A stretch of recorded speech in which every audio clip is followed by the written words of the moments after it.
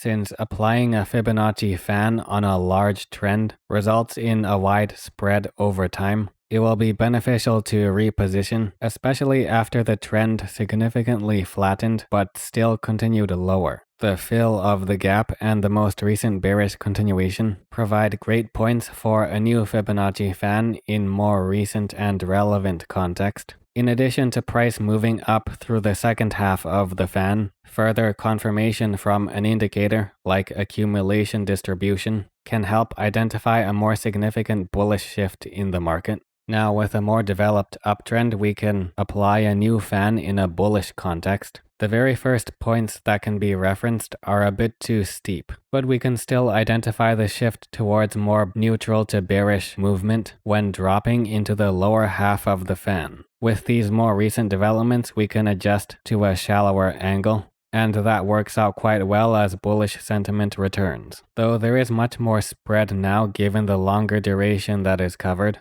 So once again, there's the option to base the Fibonacci fan on more recent events,